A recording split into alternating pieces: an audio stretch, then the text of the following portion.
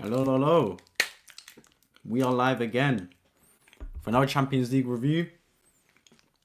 I mean, this one kind of went how everyone was expecting it to go, right? Unfortunately, for Bayern Munich, they huffed and puffed, but couldn't quite get the job done. I actually thought Bayern Munich were actually alright, you know. Like, now, first off, they had good chances.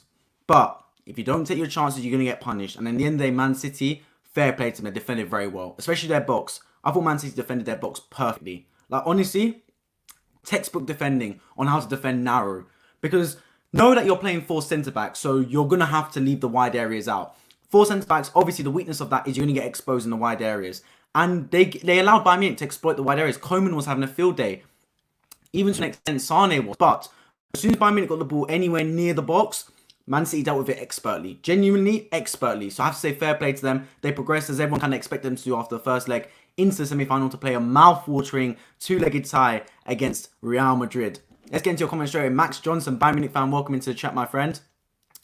Devastated, but congrats to City. That's what we can say, really, right? You got to congratulate the opponent because Man City played really well. I mean, the fact they were able to win 4-1 aggregate against Bayern Munich is big because we all know Bayern Munich is a top side, man. Top side. I know they haven't been necessarily amazing in Europe this season, or I say in Europe, in their own league, in the Bundesliga this season, but they're still a top side Bayern Munich. And to be fair, with the Allianz crowd, I did tweet out before the match, if Bayern Munich get that early goal, they might have something there for them. And to be fair, they were pushing, like, they had ample chances in the first half. Bayern Munich and really should have put one or two of them away. But if you don't put your chances away, you're going to get found out. And it's exactly what Man City did, man. It's devastating for Bayern Munich, especially given how they are such a powerhouse in Europe. And I'm sure you, Max Johnson, would have expected Bayern Munich, especially given how well you dealt with PSG, who are also one of the favourites to go far in the competition.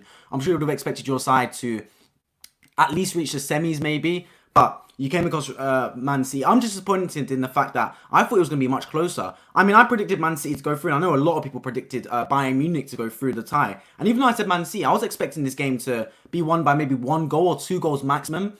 But the fact it was a 4-1 resounding win for Man City just goes to show really that was quite a golfing quality, especially in that first leg. I thought in the second leg, Bayern Munich played well, but it kind of fell into Man City's hands because they were to sit up, soak pressure, and then basically just hit Bayern Munich on the counter-attack. And how devastating is Erling Haaland. And we talk about how good he is in a possession side in Man City. But Erling Haaland, the counter-attacking side, is that much better. When you can utilise Erling Haaland's pace in behind, it's a long day, man. Genuinely, it's one of the most frightening things in world football. And Man City did exactly that.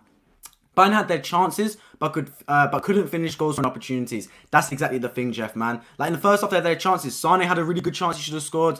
You're looking at Koeman playing really well. I thought Koeman had a really good game, genuinely, on that right wing. Koeman was running them ragged, and I saw Tuchel was switching up the wingers, left wing and right wing, throughout. But not enough, man. Not enough. Problem was, right, Bayern Munich were really efficient. They were getting the ball down the wings, and they were playing the ball in behind first line. Musiala ready to play that ball in behind. And it was working. Because City, they've got the four centre-backs, so the one thing they're lacking is pace. Just play that ball in behind. And they did exactly that, Bayern Munich. Play the ball in behind, diagonals, and you're thinking, hold on a minute, they're in here. Like, Sane had a really good chance in the first half. But the problem was, they get the ball in behind from out wide, but then they can't whip it in. Sorry, they whip it in. That makes no sense. Like, you're playing against four centre-backs. You got to have a bit more ingenuity than just crossing the ball in the box. That's not going to work against four centre-backs, man. That's meat and drink for Stones, Ake, Akanji, Diaz. That's what they want. They want the ball in the air. They want to head that out all day, every day. So I think they need to be a little bit more clever with the way they played Bayern Munich. Get the ball in behind was the right game plan, but once you get the ball in behind, cut inside and take shots maybe rather than just crossing it across goal because that's exactly what Man City wanted. Okay, evening everyone. Thank you for joining, Mohammed. Appreciate you joining the stream as always, my friend. Remind me of yesterday, toothless from Bayern in front of goal. Exactly. And look, that's the thing with Champions League. I say you got to kill off teams because its second leg is a whole different ball game. We saw even yesterday with Chelsea against Real Madrid. Chelsea had good chances. Arguably better than Bayern Munich's chances today. Chelsea had really good chances, but if you don't finish your dinner, you're always going to be liable to a counter-attack. That's exactly what happened. Exactly what happened, man. Because the chances were there for Bayern Munich. They were dominating that game in midfield. They were getting the ball forward and they were getting the ball efficiently, quickly. Because you have to play quick against Man City. Against those four centre-backs. They were playing the ball in behind, diagonal, first-time passes. But could not finish their dinner, man. Could not finish their dinner. And that's what happens. Look, if Bayern Munich got the first goal and got the goal early in the half, it could have been a different ball game. We would see the Allianz get really into it, really on their side, a bit of momentum, etc. And it could have been a different game. But once it became 0-0 for longer and longer and longer, got to the 60th minute, etc. You're only expecting the game to go one way, and that's when Haaland scored and really put the game to bed. Not sure what Inter were doing at the end there. Switched off. What did the Inter Milan Benfica match finish? Let me know in the chat what the Inter Milan Benfica match finished. When I stopped checking, it was 3-1 Inter Milan, so I just assumed they were through. I'm guessing they're still through, but yeah, let me know the final score for that match as well. The Glazers are a bunch of clowns. They must sell the club. What do they want? Why do they want 10 million? It's crazy. Look, the Glazers are a complete joke, man. Mohammed, don't worry. Tomorrow I'll be reviewing the Man United Sevilla match on this channel. Sevilla versus Manchester United, 10 p.m. on this channel. Of course, depending on if it goes extra time penalties, etc. So there I'll have a proper talk about Manchester United in that video as well. Make no mistake about it in that stream. But yeah, the Glazers, man, complete joke. Going to a third round of bidding. What's this, man? It's childish, very childish. Milan Derby, destiny indeed, man. Destiny indeed. That's brilliant. That's what we want in football, right? Proper good old derby. AC Milan, Inter Milan, two teams that neither would expect to really reach the semi-final, but top sides, man. Top sides in Europe. And look, they've got 10 Champions Leagues between them. They're really good teams. Honestly, who do you put your money on? For me, I'm putting my money on AC Milan, but that'll be a really good game. And thankfully, right, the semi-final, the games won't clash. At least I hope not. They're going to put one game on a Tuesday, one game on a Wednesday. Why in the quarterfinals? When it's got, in the round of 16, that's something else. Because it's round of 16, it's not as important, really. But the quarterfinals, why are both games at the same time? Why do I have to pick and choose what match I want to watch? Why can't you just put one at 5:45, one at 8 p.m. in UK time? Or even like, I don't know, do like what you do in round of 16 where you do some matches on this week and then the other matches the week after. I don't get why they try and pick and choose. Like, we have to try and pick and choose what matches you want to watch. It's a joke for me, man. But either way, I'll be able to watch both games. I'll be covering both games on this channel as always. Cannot wait for it. Both really tasty ties. I think, to be fair, Milan Derby is a bit more of a tough... They're both tough ones to call, really. I'm putting my money on AC Milan. Let me know who you lot have in the live chat. For me, Manchester City and AC Milan are the two teams I expect to reach the final of the Champions League. Those picks, Man City, AC Milan. Let me know yours in the live chat. I, of course, will be dropping a full predictions of the semi-final on my channel close to when they start. So feel free to check that out when it comes out. Stay tuned for that as well. Had to say, can't see how either Milan side will win in the final. Of course, but look, football's a strange game, man.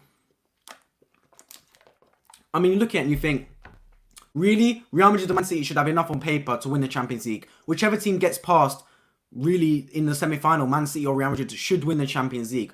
But football's a very funny game. And when you reach the final, it's a one-off game. Anything can happen. Inter Milan have won 3 Champions Leagues and AC Milan have won 7. You don't win that many Champions Leagues if you're not a side that's got that little know-about on how to do it. They've got that little tradition in their history. They've got that little bit of heritage. Trust me, they're good sides. On paper, like I said, you're expecting them to win, but Man City, Real Madrid, be careful. Be careful if you reach the Champions League semi-final because it's not a walkover. Both AC Milan and Inter Milan will be a tough side to face, trust me. In a one-off game, you don't have to play either of those sides. Rafael Leao, cookfest, man. That's what I'm hoping for. That's what I'm hoping for indeed. Igao is jealous of Man United in the FA Cup and Europa League. Well, okay, this is another question, right? And let me know your thoughts on this as well. I'll cover this, of course, more tomorrow when I review Manchester United Sevilla. If Arsenal finish second in the league, but Manchester United finish 4th or 3rd and win the Carabao Cup, who's had a better season? And if Manchester United win the Europa League, FA Cup and Carabao Cup and finish top 4, that's got to be like manager of the season potentially for Erik ten Hag. That's an unbelievable season for them. So good. Genuinely, really good from them. So let's see, man. I think the Europa League tomorrow will be a tough game for them away from home against Sevilla. Anything can happen, of course, but it'll be a tough game, especially given the amount of players they're going to have out. Some big players out as well. You got to go away to the enemy, try and get a result on their turf. It'll be a tough game for me, but you never know. Never see Haaland miss a pen. Awful miss the target. Even the best mess up. See, this is the thing, right? Because I actually messaged my friends. I was like, I think Haaland's going to miss this penalty because Bayern Munich were pulling out all the stops. They were delaying the penalty. There was like stuff on the ground. They had to throw off the pitch and stuff. And it was one of those where he just tried to sky it, right, Haaland? Like, he really just tried to sky it. He was there. Sorry, not tried. He just tried to put too much power on it and he ended up skying it. It's one of those where you didn't need to be so kind of precise. You just needed to put it low and hard down the middle. I don't know. He didn't need to put so much power on it. He didn't need to compensate and try and put it into the roof of the net. It's kind of like what Saka did on the weekend for Arsenal.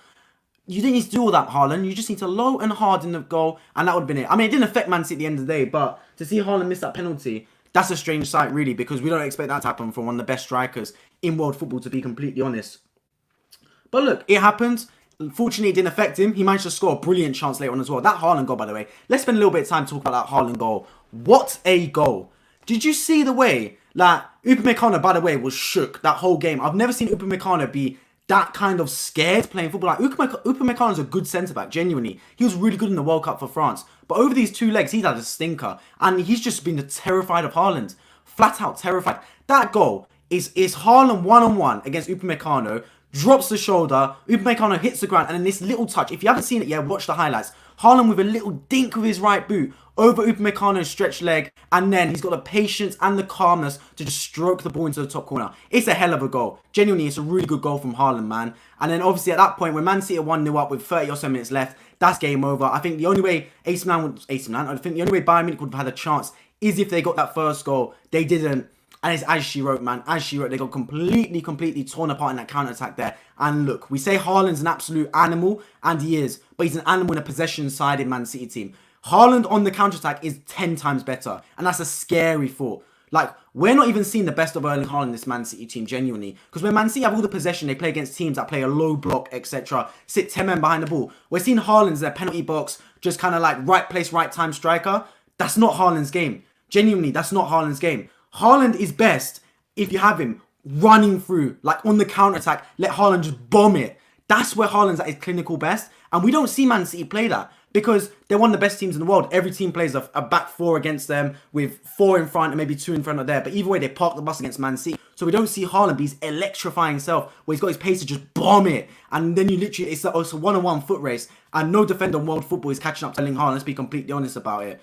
But today, he was good, man. Genuinely, he was good. He was always a threat on the counter-attack. And that is why I picked Man City to win the Champions League. This season, I picked Man City to win it.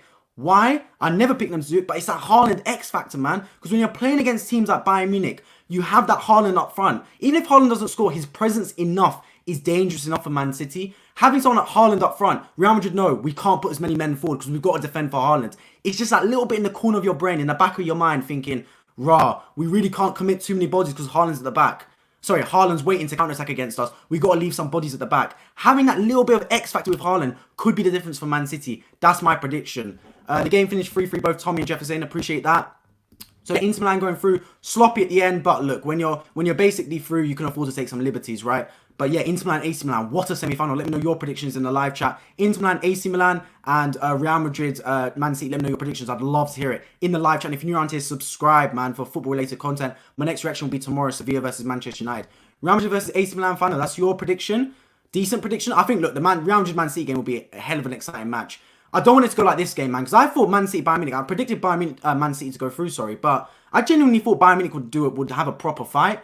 Bayern Munich in that first leg, it's exactly what I didn't want to happen. And I said yesterday, those of you that were here yesterday when I was previewing this game, I said on the way up from London to Manchester for the first leg, I had my Bayern Munich shirt on by complete accident.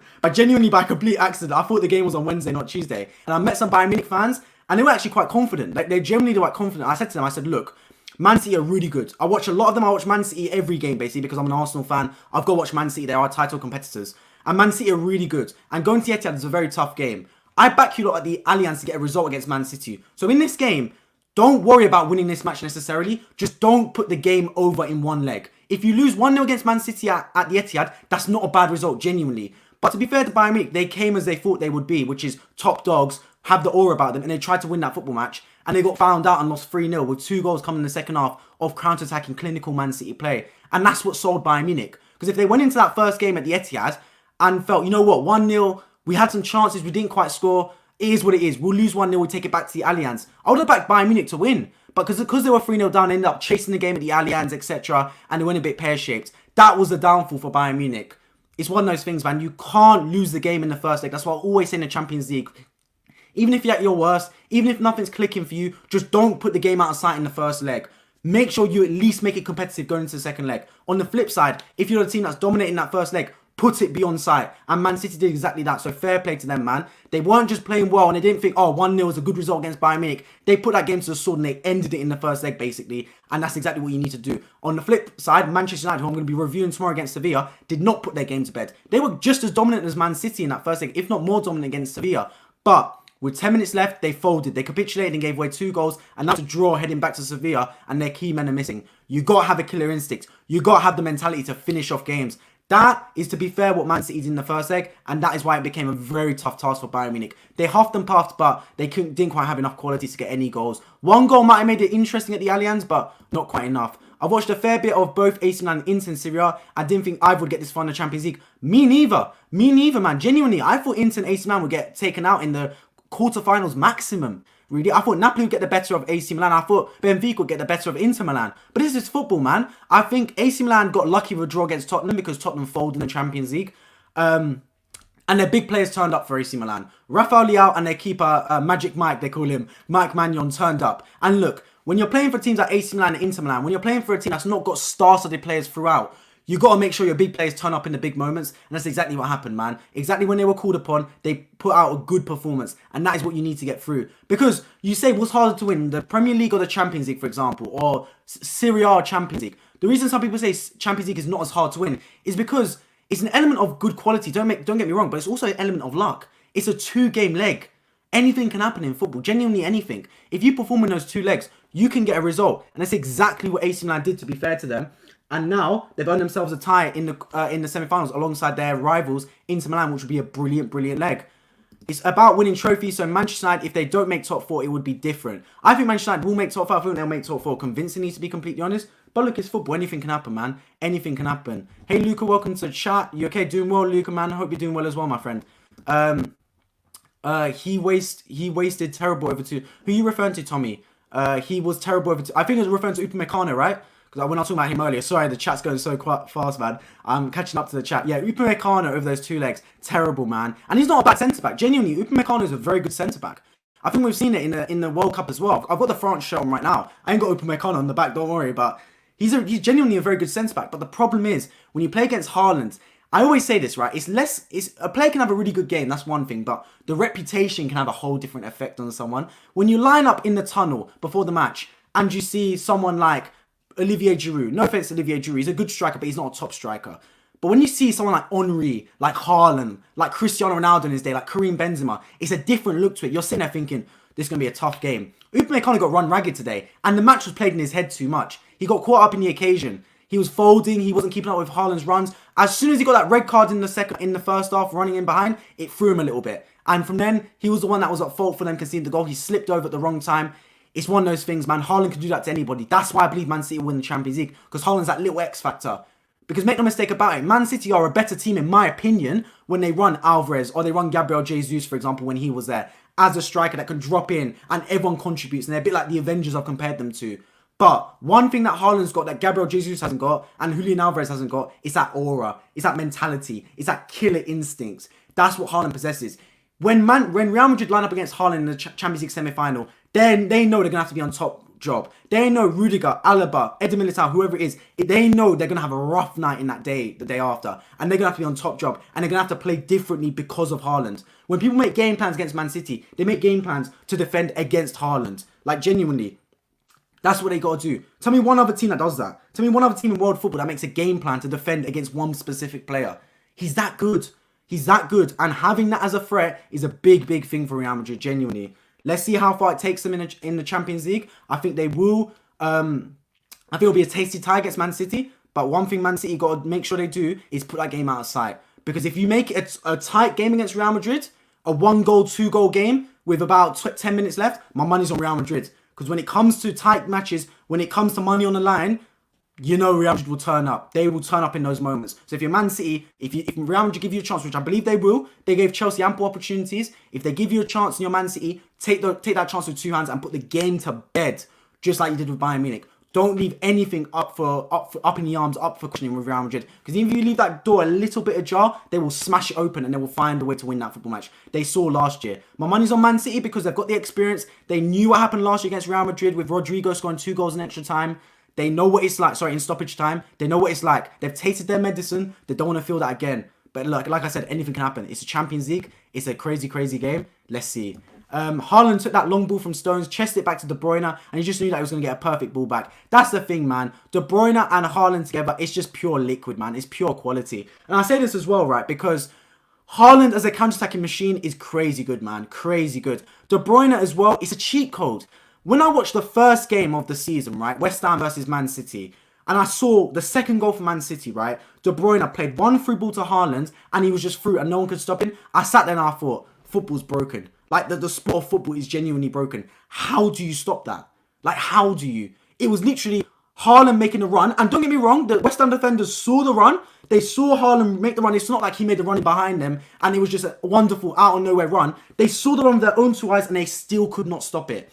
That is when you know you've got a top player on your hands. I used to compare it to Luis Suarez. When I used to watch Luis Suarez, my dad was watching football with me. He used to go, Luis Suarez is a top player because you knew what he'd do and you still can't stop it. Imagine that. You know what the striker is going to do, yet you still do not have the capacity to stop it. That is crazy to comprehend. And Haaland's that striker. You know he's going to make that run. And you know De Bruyne 9 times out of 10 will be on the money to play that ball over to him, yet you still are not confident you're going to stop him. That is what football does, man. It's a crazy, crazy game. They got to find a way to stop Haaland, Real Madrid. Look, they've got the experience in there. Eder Militao's been top this season. It'll be interesting to see if they go with Alaba or Rudiger as their centre-backs. Either way, it'll be a tasty, tasty time, man. I believe the first leg is in Madrid. That's probably advantage Man City, I'd say. But you never know, man. You never know. Real Madrid, make sure you get a good lead against Man City in that first leg because you don't want to be going to Madrid in the second leg because with their fans on your side, anything can happen. As a neutral fan, I wanted that Sané chance to go in after 20 minutes. Me too, man. Me too. I was cursing when he missed it. Would have been a different game then, maybe. But that's the thing. Look, Bayern Munich did the right thing. When you play against 4 centre-backs, right? Think about it. Why does no team in world football play 4 centre-backs?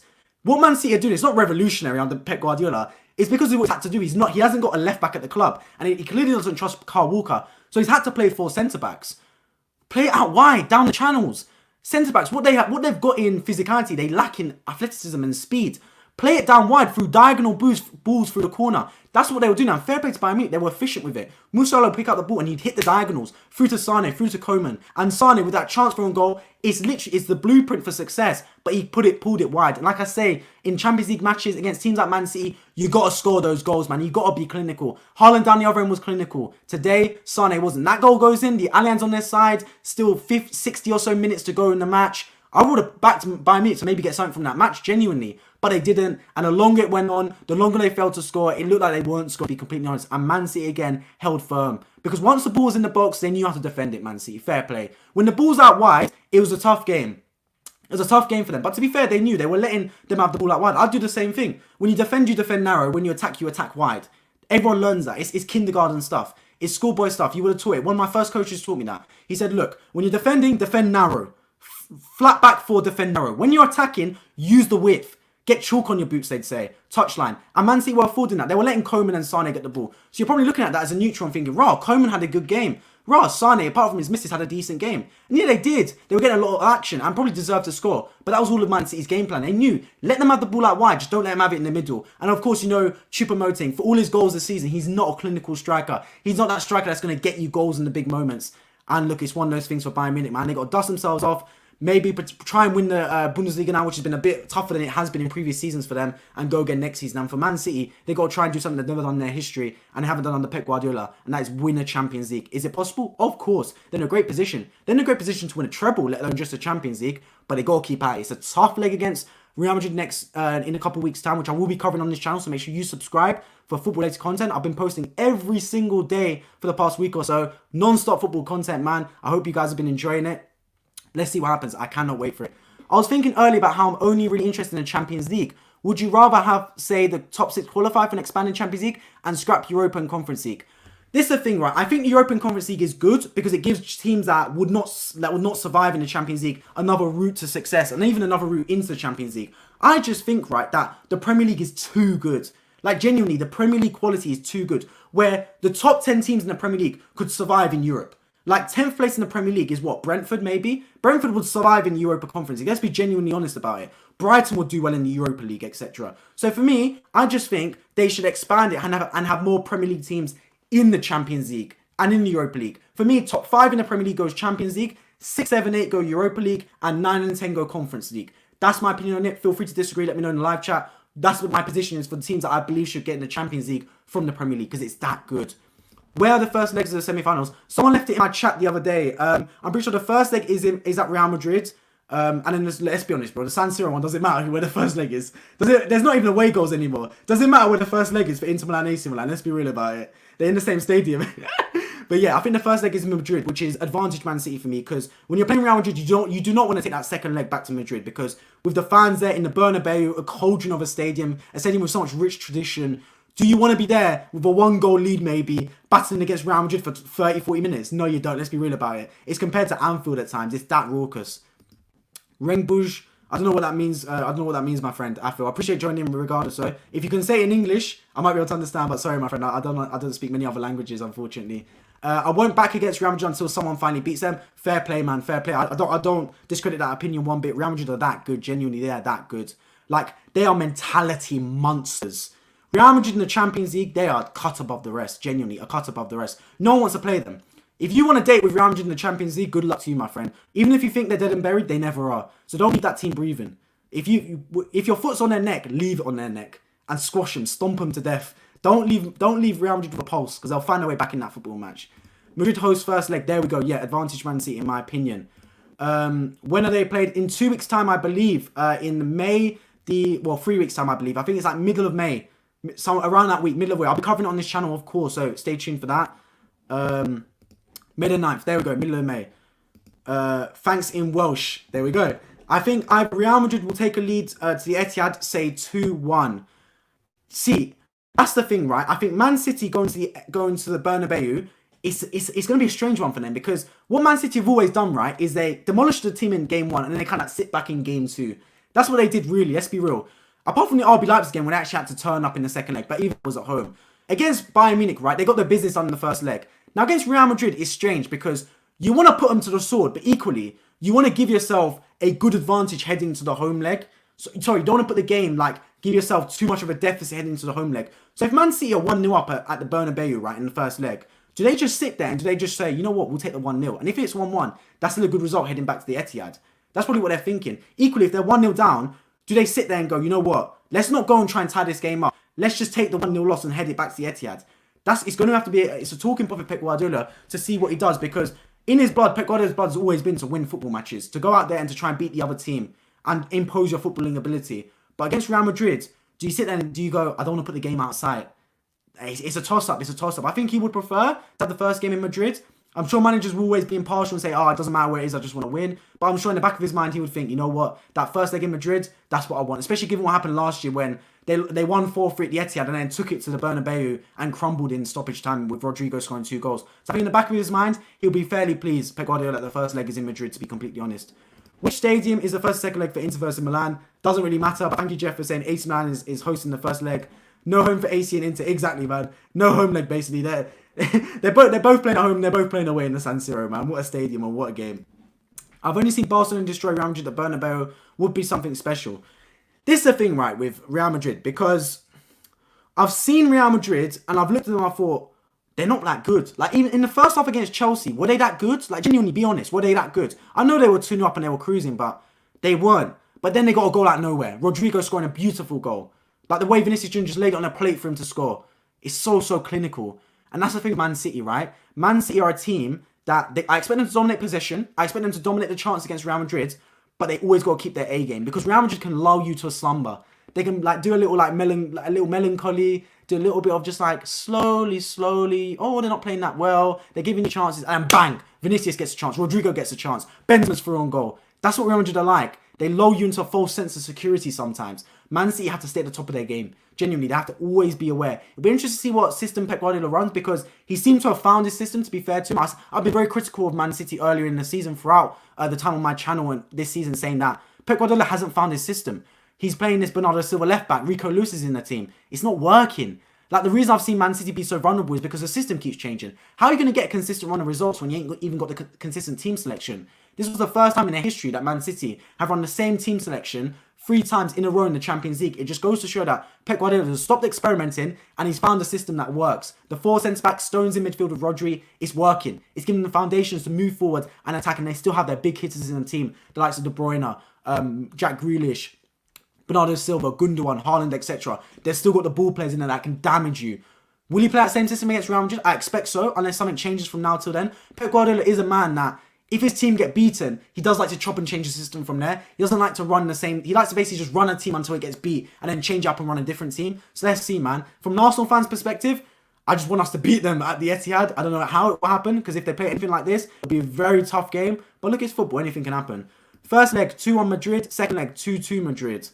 Well, there we go, man. There we go. You're expecting Real Madrid to go through 4-3 on aggregate. It would be brilliant. I just want a tight game, to be honest.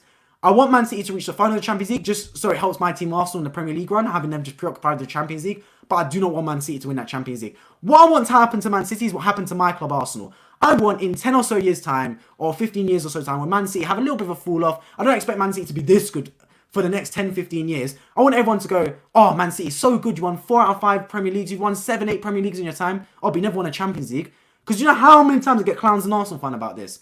In school, Arsenal fan, yeah, Invincibles, yeah, legendary icons, be Vieira, Henry, Bergkamp, legendary players in my football club. But there's always that one kid that goes, oh, but you never won a Champions League. Do you know how often I've heard that? That's what I want to happen to Man City. I want Man City to feel that same thing that I feel as an Arsenal fan.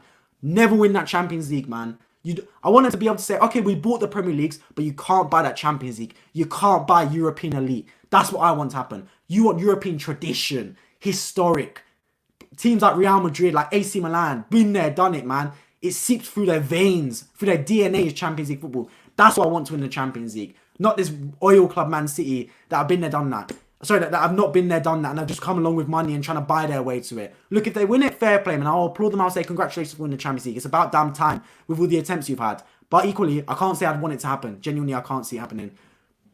So 4-3, you go psycho is your prediction for the Champions League for Real Madrid versus Man City. A lot of people saying Madrid to win then. My money's on City, man. Let me know your thoughts as well on the other game as well. It's like Madrid are the perfect match of players when they have to step it up. They are, because they've got a good experience of youth and... Sorry, they've got a good mix of youth and experience. I made this point yesterday on my channel when I was reacting to Chelsea Man City. I was saying, look, the midfield is so strong with veteran experience. Kroos and Modric, like 2 old heads that have been around the block. And I always say the midfield battle is so important, especially in the Champions League of all competitions. You got to win that midfield battle. It's so, so important. And they've got those 2 hard hitters in there. Modric and Kroos, they know exactly what's happening. 2-0 down, 2-0 up. They know how to manage that game. But equally, you've got the youthful exuberance on the wings. Rodrigo, Vinicius Jr., give them the ball and let them cook. Let them just run with all their youthful tenacity. And then equally, in the centre of the pitch, up front for them, their marksman, Karim Benzema, been around the block, Ballon d'Or winner as well. You put the ball in the middle, you put the ball in the mixer, he will find a way to get on the score sheet, man. It's a perfect blend of players for me, Real Madrid. And no one can bet against them in the Champions League, to be brutally honest. Let's ask a controversial question. To me, Real Madrid, the biggest club in the world. What do you think? For me, I agree. Real Madrid are the biggest club in the world. For me, it goes Real Madrid, Barcelona, Manchester United, Bayern Munich, Liverpool. No. Manchester United, Liverpool, Bayern Munich. That's my 5. Let me know yours in the live chat. Anyone that's just joined in now, subscribe if you just joined as well for daily football content. Real Madrid, Barcelona, Manchester United, Liverpool, Bayern Munich. That's my top 5 biggest teams in the world. Let me know yours as well. I'd love to hear it.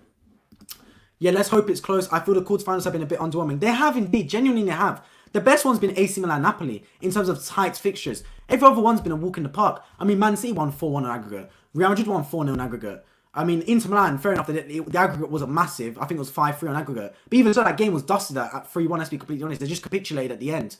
So I'm looking at it, I'm thinking, really underwhelming for Champions League. Like, when you get to the quarterfinals, I would have expected the bums, the whipping boys would have been weeded out by then. You get the actual top teams, but it just goes to show, man, that there is sometimes a golfing quality, a golfing class. And when you have teams like Man City and Real Madrid that are just that good, they will put any team to the sword. I think Man City have been slightly more, more convincing, I think, in their run over Real Madrid. Because genuinely, Chelsea are that bad right now. Like, Chelsea stink. Like, they're not a Champions League quality side right now. Whereas I think Man City have been really convincing. Like, the way Bayern Munich dispatched of PSG, that was a confident job. I always say Bayern Munich are a very efficient football team. Like, they beat PSG 3-0. There was no fireworks. There was no injury. There was nothing special about it. Just well-oiled machine. 1-0 away, 2-0 at home. Dispatched them. Very good performance over the 2 legs. Didn't give PSG a sniff, really. Man City, on the other hand, they came and they played Bayern Munich, a team that I've praised for being efficient. And they completely took him to the sword in that first leg especially. And even in the second leg, managed that game very well. Even when Bayern Munich had chance in the first half, which I would have expected them to do so, Man City still played brilliantly. They still kept their assurance, kept their composure, and walked away with a convincing win. A convincing win over the 2 legs. And they beat Bayern Munich 4-1. Genuinely, beating Bayern Munich 4-1 over 2 legs is unheard of. Even when Real Madrid would get past Bayern Munich in the Champions League in seasons gone by, they'd get past on penalties or by 1 goal on aggregate. No team wallops Bayern Munich, genuinely, no matter how good or how bad they are doing right now. Bayern Munich is a tough customer. It's a tricky customer. And Man City put them to the sword. So genuinely, fair play Man City. Like, they're walking the Champions League right now. But the thing for Man City is, they can make games look easy. I worry about them in tight matches. I worry about when it's going to be Real Madrid with 1 goal in it, with 2 goals in it even. Have they got mentality? Have they got the composure to manage those games? Because it's all good when you're 3-4-0 up and walking a game to victory at that point. But when you're 1-0 up, or you're 1-0 down against Real Madrid, how do you compete then? How do you compete against a team that's won it 14 times? How do you compete against a team that's been there, done that? Where the Champions League courses through their veins and it's in their DNA? That's the question you got to ask of Manchester City. But look, right now they're looking solid and they're my picks to win the Champions League this season. Let me know yours in the live chat. Who do you think is going to win the Champions League? I agree with your list. Real, Barca, Man United. There we go. That's my 3 as well. Honestly, those 3 clubs are just historic, man. Liverpool as well, that in there. And Bayern Munich. Those 5 unbelievable football clubs, man. So yeah, look, when it comes to Man City, Real Madrid, that's the next tie. It can swing in roundabouts, man.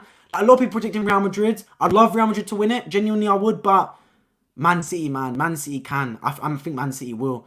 I don't see Man City steamrolling Real Madrid 5-0. 3-0. This is the thing, though, Tommy, right? You say you might not see it, but I think the only way Man City beat Real Madrid is if they win 3-4-0. Because if it's a tight game, I think it's Real Madrid to lose. I think in the tight matches, when it's really close and either team can win it, it's a 50-50, Real Madrid is their house money for them. It's in their hands. But I think the only way Man City really beat Real Madrid is if they put them to the sword and win 3-4-0 and put the game outside. I can see it happening. Genuinely, if I turn on that TV on Tuesday and it's 4-0 Man City, I would not be surprised. I would not be surprised one bit. But equally, 4-0 Man City isn't necessarily safe. Like, Real Madrid, they can turn it around. Like, they were 2-0 down at Anfield. They were 2-0 down at Anfield, man. And they completely turned it around. I remember I was watching that with a Liverpool friend. My friend from university, Liverpool fan. At 2-0, he was celebrating. He hit the roof. I turned around and I said to him, brother, it's 2-0, but look at the clock. 10 minutes are gone. I wouldn't be surprised if Real Madrid win this game 5-2. Genuinely, I said that. I promise you, on God, I said, I wouldn't be surprised, man, if Real Madrid win that game 5-2. Now, I said that as a joke. I genuinely didn't expect Real Madrid to win 5-2 at the Anfield. But that's how confident I am in Real Madrid. You can't count them out. And now it's a chicken and the egg cycle, right? Because now everyone knows what Real Madrid are on. They're on that smoke. They're on that aura. They're on that confidence and mojo and that never say quit, never die attitude. It's in everyone's heads now. Even in Man City's heads, they'll know if they're 2-0 up against Real Madrid, that's not safe. Genuinely, that's not safe. They probably need to get a third. And that might play into Real Madrid's favour and they end up getting a goal back. Because 2-0 against Man City is safe. We need to get that third goal. But if Man City go gun-ho for that third goal, Real Madrid pull one back, suddenly it's 2-1. Suddenly they've got the momentum. Suddenly you see Vinicius, Rodrigo in the game again. Benzema firing like he always does in the Champions League. Then it becomes a different ball game. So it's going to be a tactical masterclass. 2 top-tier managers in Pep Guardiola and Ancelotti. I guess as football fans, we can just get our popcorn, sit back and appreciate hopefully brilliant football. Let's see what happens, man. But I think, you say I can't see it. I genuinely think the only way Man City do win is if they steamroll Real Madrid. I can't see Man City winning this tie by 1 or 2 goals. I can't. On aggregate. Maybe 2 goals on aggregate. But I can't see Man City win this tie like 4-3 on aggregate or 3-2 on aggregate. So I think if it's that close, Real Madrid will edge them. I think the only way Man City do win is if they do like what they did to Bayern Munich, where they win it convincingly by 3-4 goals on aggregate. Just hope for close semis as a neutral. Agree, I'm a neutral as well. I hope for close semis. Because I don't want to be having it like the quarterfinals where it was a bit of a walkover, man. I like to see Man City win. Tired of Real Madrid winning. I think it will happen. Alright, Jeff, come on, man. Come on, Jeff, bro. Come on. Come on, Jeff, man. There's always one. We don't want Man City to win this Champions League. I mean, Man City fans will, of course. But for me, I'd love AC Milan to win it. I'd love it. Just Rafael Leao. I love that kid so much, man. He's so good. So good, Rafael Leao. Such a baller, man. Got him on the back of my AC Milan shirt. I wanted to wear my AC Milan shirt yesterday, but it was in the wash, one of those things. I would love AC Milan to win it. I'd love Inter Milan to win it. I'd love Real Madrid to win it. And I hope to the heavens that Man City get nowhere near the Champions League in their lifetime. But look, the Yaya Toure curse, if anyone believes in that, hey, it could be a thing. It's going to get tested this season. I was like that, but I got to respect Real Madrid. You have to, man. Real Madrid have earned everyone's respect. Whether you're a Real Madrid fan, Barcelona fan, or a neutral, Real Madrid has earned everyone's respect in world football. They are that good, genuinely. They are so good, man. Like, they've proved it on the world stage. Like, you say respect is earned, not given. With them, they bloody earned it. Like, they are that good. Even in tight games. Like, last season, they earned it. Because last season, I would look at that Real Madrid and I counted them out. Genuinely, when I saw that Real Madrid team, I counted them out. I was thinking, Benzema, he's a bit old now. Modric is a bit old. Kroos is a bit old. Oh, bloody hell. Carvajal as well. He's been around for donkey's years. That team, it's a bunch of old heads, man. They're not going to get far. Then I seen Man City, hold on a minute. Rah. Like, they made a comeback against Man City in a brilliant game. I was thinking, hold on a minute. The way they beat Chelsea at Stamford Bridge, that was convincing. Benzema scoring 2 goals and brilliant counter-attacking stuff. So I've learned to never count out Real Madrid. That's what I've learned. you can't count this team out, man. Like, they will find a way to make it happen. So, look, I respect them big time, just like every football fan I believe should. They're that good.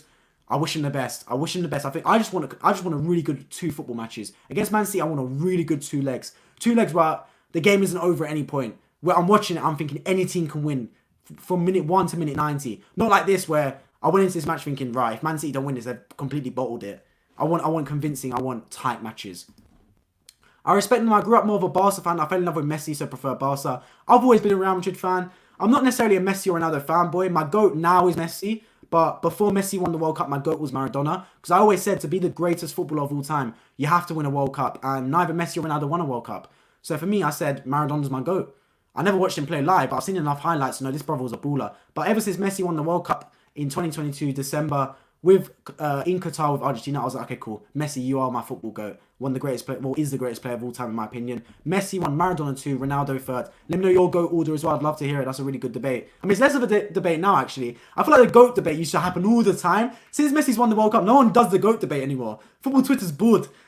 No one's talking about the GOAT debate anymore. It's over. Messi just squashed that in Qatar, really. Was it scripted? Hey, that's a whole nother debate, man. Hey, I'm okay if AC Milan beat City in the final. I would just love to see Madrid crushed in the semis. Well, I understand it because a lot of people are sick and tired of them winning, as you said, Jeff. I just don't want Man City to go through, to be completely honest, man. If it was Bayern Munich Real Madrid in the semi-final, then I'd say, hey, whoever wins it, wins it. Like, I'm fine with Bayern Munich or Real Madrid reaching the final. But because they're playing against City, I don't want City reaching the final, to be completely honest. I'm not a fanboy, but Messi just, wow, incredible, right? Incredible footballer. Messi, best I've ever seen. Respect Ronaldo, though. Yeah, Ronaldo, respect him because the work ethic that man has is unbelievable. Like, top. Genuinely top. But Messi, God-given ability, he possesses it, man. Like, the ball on a string. The ball literally on a string on his foot. Like, just close control, everything. Just technical brilliance, man. Unbelievable. Hi, Jed Keenan. Welcome to the chat, my friend. Thank you for tuning in. Make sure you subscribe if you're new around here. Let me know your thoughts on the game, as well as your predictions regarding Man City versus Real Madrid and Inter Milan versus AC Milan. I want to hear it. Who's your thoughts, man? Who's your thoughts? Man City won. Indeed they did, man. Indeed they did, and they won in convincing fashion as well. I mean, they drew today, but they won on the aggregate, and to be fair, I think that the tie was over from the minute the game started, to be honest. I think Bayern Munich huffed and puffed, but Man City defended really well, composed as well, and they look a really solid team, and they look a really, really solid team. But yeah, let me know your thoughts on the match overall, Keenan, if you watched it. I'd love to hear it. But yeah, going back to the GOAT debate. I don't believe in GOATs. Times change, games change, players change, rules change. See, you're one of those people, Jeff, yeah, the ones that are like, generations and stuff. I hear it. It's a good point, genuinely. It's a very good point. Because you can't judge generation to generation. But look, it's a bit of fun. I think Maradona, if anything, for what he was doing in the generation he was in, on all the drugs he was on as well, and on the pitches that were literally like bogs, like the worst pitches of mankind, the way he was able to manipulate the ball with his feet, I think it's something incredible, genuinely. And the way he just changed football is so, so good, man. So for me, Maradona won the best, man. Won the best. Though, I will say, I've got his shirt on right now. One player that I believe will be the GOAT when it's all said and done is Kylian Mbappe. I've got a lot of Kylian Mbappe stock. This brother, I've put faith in him from the get-go, man. When he was at Monaco, this kid is special. Genuinely, he's special, man. Like, that guy can light up a pitch in Kylian Mbappe. Light up that football pitch. So, for me, when it's all said and done, he's already got a World Cup. He's already reached the World Cup final. He's got a hat-trick in a World Cup final. This brother is golden. Kylian Mbappe moved to the Premier League, win a Champions League or so. He's on his way to GOAT status. Trust me when I say that, man. The GOAT debate is not over for generations to come. Many people say no one will ever beat Messi to be the GOAT. I disagree, man. I disagree. I'm an optimist. I think it will happen. And look, Mbappe, he's coming, bro. This kid is coming for GOAT status. I'm telling you that right now. I know World Cup is the biggest competition, but is the Champions League the best for quality? It is. Champions League is best for quality, but the World Cup's a World Cup, man. The World Cup is tradition. It's that competition. Do you get what I mean? That competition. Like, the World Cup is the pinnacle. Yeah, it's not got best quality, but you win your country the World Cup. That country loves you forever. Like, genuinely, you're a hero in that country. Messi's a hero in Argentina now, just like Maradona, because he brought them a World Cup. Neymar never brought Brazil a World Cup. You think Brazil idolized Neymar? No, they don't. They idolize Pele, Ronaldinho, Ronaldo, Nazario. They idolize the players that bring them World Cups, not players that did well on the European stage. So for me, to be a greatest of all time, you have to win a World Cup. That's my opinion on it. Messi's done that. So fair play to Messi, you now become the GOAT. Ronaldo has not done that, and I don't believe he will ever do that. So sorry, Ronaldo. Brilliant player. Brought them a Euros. But didn't bring them the World Cup. The pinnacle of competitions for me. Didn't do it. Man City won, Bayern won. Indeed, my friend. Indeed. GOAT debate gets a bit boring when it's brought up all the time. I agree. I haven't brought up a lot on this channel actually ever, to be honest. But I thought I'd just weigh in with my opinion on it. Mbappe only World Cup final hat trick. Yeah, Jeff Hurst didn't really score 3. Yeah, well, Mbappe, that good, genuinely that good, man. That, like, the way he lit up that... I know 2 of them were penalties, but that second goal was crazy good, man. The way on that right foot just swept it home. Like, he's a live wire, Mbappe. On that left wing, the way he cuts and plays that near post finish is so good. So good. Highwire football. Welcome in, Jed. For real, Messi the GOAT. He is, man. For real, he is the GOAT. Messi's that guy, man. Messi is that guy. But I wonder, you know, because I wonder the next generation. Will they think Mbappe's the GOAT or will they think Messi's the GOAT? Because I'm one of the few people that thought Maradona was the GOAT, right? And Maradona wasn't my generation. He was my dad's generation. So will the younger generation go, oh, Messi's the GOAT? Or will they go that Mbappe or Haaland's the GOAT, for example? That's what I'm interested to find out, because it's one thing being the GOAT of your generation. Like, everyone's saying Messi's the GOAT right now, but to be the eternal GOAT is when people start talking about you in 40 years' time, 50 years' time. When people talk about Pele and Johan Cruyff and players like that. When they've been there and done that 40 years or so ago. That's a real GOAT. When you're mentioned 40 years later from hanging up your boots, that's a top player right there. Because it's all well and good talking about them right now when they're still playing. Because it's easy. They play every week. It's easy to go, oh, here's new highlights about Mbappe. When you talk about them and they've finished their career, that's when you know you've got a top player on your hands, man. Depends on your nation. You can't expect Haaland to win a World Cup. Okay, yeah, that's a fair point. He'll be a hero if he gets Norway to a World Cup. You're right. So it does depend on your nation. I'll agree with that. So, but let's be honest. Argentina for Messi and Portugal for Ronaldo, they're big enough nations to win the World Cup. They are. I don't think they're exactly playing for small nations. It's not like they're playing for, I don't know, Bolivia or something. So I think I'm out. I think I'm saying that. They're good enough to win a World Cup. If they're the GOAT, they'd win a World Cup for their country. Messi done that. Fair play to him, man. He had a chance in 2014. I thought he was going to do it. But Germany were that good that year. That good. Like Bale was for Wales. Yeah, Bale was a massive player for Wales. And I want to say for his retirement, like, big up Gareth Bale as well, retiring from the national team. He's done so much for that country, man. That Euros run they had as well in 2016, was so sick, man. Like, they made it to the semi-finals or quarterfinals of the Euros. So good. So big up Gareth Bale as well. Gareth Bale as well, man. Obviously played for Tottenham, the rivals for my club, Arsenal. But yeah, I have to respect where respect is due, man. Top player. Yeah, he saved his country. He did indeed, Jed. He saved his country, man. Saka is God. Astaghfirullah. There's only one God, but Saka's a brilliant player, man. He's an unbelievable player. Yeah, such a good baller, Saka is. My club, Arsenal, bro, just turn up on Wednesday, man. Turn up on Wednesday, Saka. That's what I'm gonna say. He's got to turn up in the big games for me, Saka. And look, it's one thing being a top player, and Saka is a top player, but where you earn your money is you turn up in the big moments. Like Rafael Leao yesterday. Rafael Leao is a top player, and I've been a massive Rafael Leao fan, but one thing I've been critical of him for is turn up in the big moments, Leao. And he did yesterday. Brilliant assist for the goal. Brilliant assist. That's when you need the most. And I want Saka to start doing that on the big stage. For example, on Wednesday, when you play on Wednesday against Man City, turn up then, Saka. Get a goal and assist then. That's what I want to see you do on the big stage, bro, my friend. Bale was class. He was, man. I mean, the Champions League final, many people remember. The Copa del Rey run as well, when one of the goals of all time, when he ran off the pitch and still received the ball. I mean, we're just talking about a top player in Gareth Bale, man. Honestly, so good. Keep your comments coming, guys. I really appreciate everyone tuning in with GOAT debate of the matches, anything else. Really appreciate it.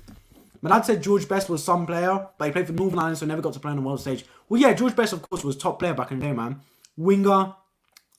So good, man. But to your point, look, Northern Ireland, one of those things. So it's even the same with George Weah, right? George Weah for Liberia. Liberia never win the World Cup. It's one of those things, man. It's one of those things. But I'm just saying that because I believe the nations they were playing for were nations that were capable of winning the World Cup. Portugal and Argentina. Equally Mbappe for France. If you're playing for a top nation, you don't win the World Cup. For me, I can't classify you as a GOAT. I can't. It's one of those things for me. It's just one of those things. 2012 Messi was that meant to say elite? 2012 Messi was a lie. Wait, elite, man. He was that good. Like, he was that good, bro. 2012 Messi, he just got 91 or 93 goals in a calendar year. It was that good, man. So good. Genuinely so good, man. Okay, let me know your guys' thoughts on he just played today. Haaland or Mbappe? Haaland or Mbappe? Who is the better player? Let me know in the live chat. I want to hear everyone that's watching. Who's the better player? Haaland or Mbappe? Who's the better player? Or you can answer who's gonna be the better career when it's all said and done. Who's gonna have the better career? For me, Mbappe. I think Mbappe is a better player. I think Haaland's just a bit of a pace merchant. I think Mbappe all-round player is better, and I think Mbappe will have the better career, having won the World Cup already, and at one point hopefully will win the Champions League. Oh yes, if you are from a top nation, it's different. Yep, there we go. Tommy says Mbappe. Jed says Haaland. Haaland's goal scorer, Mbappe better footballer. Exactly my opinion as well. Hit the nail on the head. Word for word what I was saying. Mbappe is a better footballer. Haaland, unbelievable goal scorer though, man. Unbelievable goal scorer. And look, if I've got one-on-one, do I want Haaland playing it? Absolutely not. I mean, Monday Night Football showed some statistics. I'm pretty sure not everyone in the stream will be from England, so they won't have access to Monday Night Football on Sky Sports. But genuinely, Haaland, not only is he scoring the amount of goals, his shot conversion rate is off the charts. I think it's like 33%, which is unheard of. Second best in the Premier League is 25%. So he's converting a lot of chances as well. It's that good. Also prefer watching Mbappe. That's a good point as well. I genuinely prefer watching Mbappe as well. Like, Mbappe's a live wire, man. Like, he's that good. He pick up the ball and it's dangerous when he picks up the ball. Haaland's dangerous when he's got the ball in the box. When Haaland drops deep and tries to run plays like that, like, it's not your game, buddy. Like, get back up front. Don't try and drop in and try and be Gabriel Jesus or Messi. Like, it's not your game, brother. When Mbappe picks up the ball deep or up front, it's dangerous times, man. Scary hours. Mbappe is best player. Haaland is scorer. Fair play. Mr. Champions. There we go. But respect Haaland's pace and power. Yeah, that's what you got to do, man. Like, a lot of people, I feel like football Twitter in particular is very harsh sometimes. If I say, for example, oh, Messi's amazing, they go, oh, what's wrong with Ronaldo? What's wrong with this? Like, brother, just because I think Messi's good doesn't mean I don't rate Ronaldo. Just because I rate Mbappe, I've got him on the back of my shirt right now, doesn't mean I hate Haaland. Like, you can respect both players. I respect Mbappe, I respect Haaland. They're both incredible footballers. But in my opinion, I just prefer Mbappe. I think he's a better footballer. That's just my opinion on it, man. It's one of those things.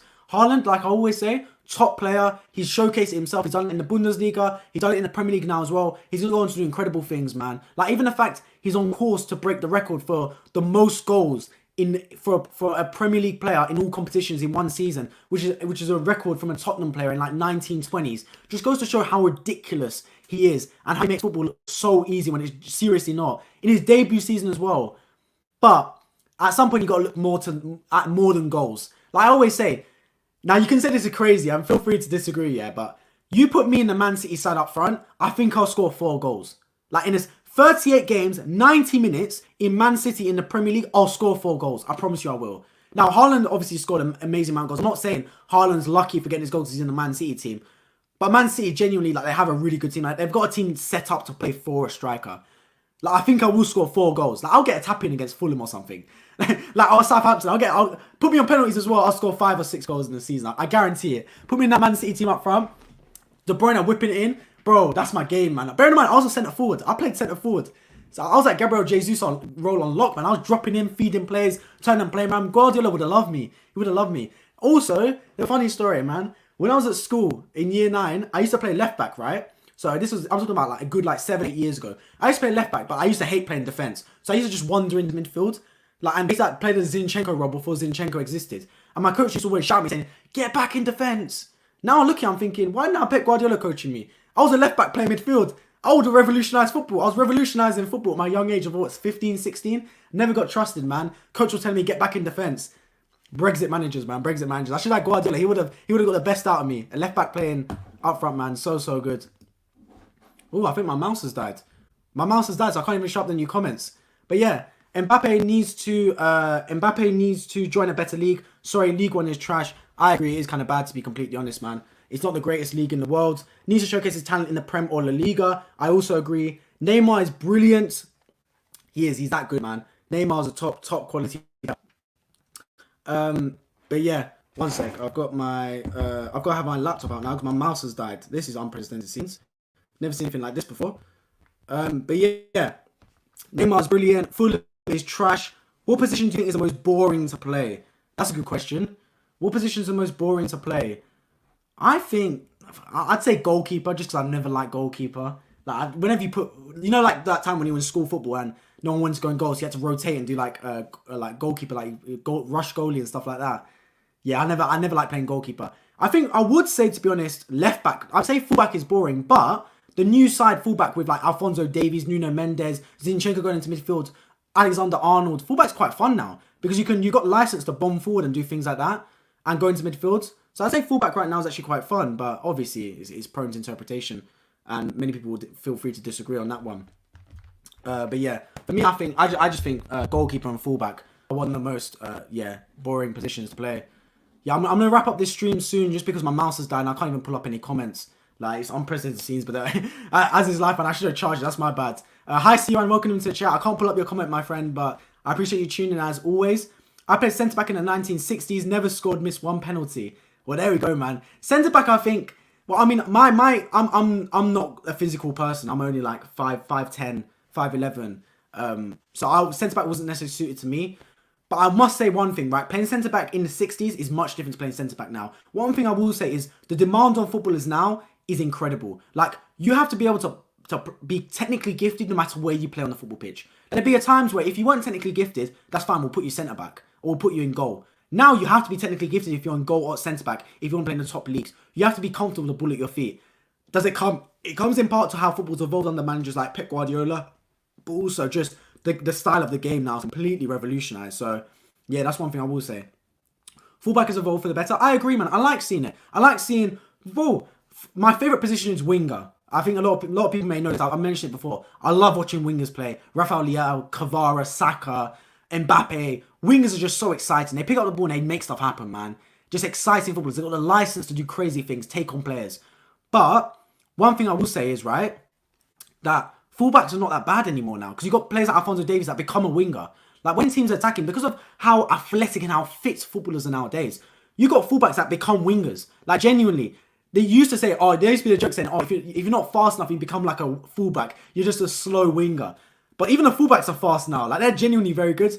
So it's so crazy, man. Like, there's some fullbacks that are better attacking than they are defending, yet they still play fullback. That's just how crazy it is. Fullback has evolved for the better. Yet went through that. My boy Benzi is class. Yeah, Benzema is top quality, man. Top quality. That's some time ago. It is indeed, Jeff, man. Some time ago, indeed. What I love about football is tactics and styles evolve. You always have to change your game. You will be found out eventually. Exactly. And that's one thing I give Pep Guardiola credit for, right? Because Guardiola is one of the biggest managers to revolutionise football. Because under Barcelona in tiki-taka style, he ran that, and I always thought that's never going to get beaten. But he did. And now he's had to revert and change and put fullback into centre mid and things like that. Now he's playing the 4 centre-backs. Is that now his new style he's going to run? The 4 centre-backs now? Who knows, man? But that's a manager that always adapts. And I respect a lot of managers that do that, because it's very easy to make one style of football, one philosophy, and just stick by that for life. It's very difficult to actually change and chop and change and be able to adapt. Sometimes I do criticise Pep Guardiola for overthinking at times and changing too much. But one thing I'll never discredit the man for is he's a forward thinker. He's an evolver. Like, he is the Isaac Newton, the Leonardo da Vinci, like the Albert Einstein. He's the inventor of like football tactics. He's an artist. He's a maestro. That's one thing I'll never ever discredit Pep Guardiola for. I was not technically gifted. I could just kick the ball a long way. There we go, man. Farmer's boy indeed. They make me nervous sometimes playing it out from the back. Back in the day, it was always route one. It was, but that's football, man. That football nowadays, you got to play beautiful football. You got to play beautiful football. And that's why I always say a top team knows how to play out the back. I always say that. I say any team can play football when you sit back. Like, you're all professional footballers, right? If you put 11 behind the ball, I'm pretty sure a team will be able to pass left and right. A real top team is one that can pass out of the press. If you're able to do that, that's when you know you're a really good football team. That's a very hard thing to do. Genuinely, it's a very tough thing to pass out of the press. And teams that do that, fair play to them, man. They're top football sides. Barca 2008, 2011, greatest team I've seen. What about you? Well, if it's the greatest team you've seen, Tommy, it's the greatest team I've seen, because it's the greatest team in my generation, for sure. Bear in mind, that's when I first really started watching football as well. You say 2008, so I would have been 6. I would have been 6 years old when that team first came about. And obviously, like, I wasn't old enough to really appreciate football at that time, really. Like, I was just watching the ball and thinking, put the ball in the back of the net. I didn't really understand positions like that. So I wish I was slightly older to really appreciate it. But yeah, that's the top side. Other side I thought was really good was Bayern Munich's side that won the treble. The one that beat Borussia Dortmund in Wembley, 2013 team. That was a really good side as well. Genuinely a really good team. Like, that Bayern Munich team was quality, man. I'd watch them as well recently and destroy Arsenal in the Champions League season out, and I'd be thinking, what am I watching, man? Like, I'm watching this Bayern Munich team just rip us to shreds. Like, they would be like an efficient Barcelona. Barcelona would score amazing goals and play beautiful football, but Bayern Munich would just be efficient. Like, they would get from defence to attack so quickly. So I thought they were a brilliant team as well. Alongside also the Liverpool team and Man City teams of the past 5 seasons. Really good quality, genuinely really good teams, man. In my lifetime, those would be the 4 best teams I've seen play, personally. I know Man City play great football, but I still enjoyed watching Arsenal in the late 90s to mid noughties. Amazing indeed, man. Especially the Invincibles. I wish I was able to watch them play live because it would have been brilliant.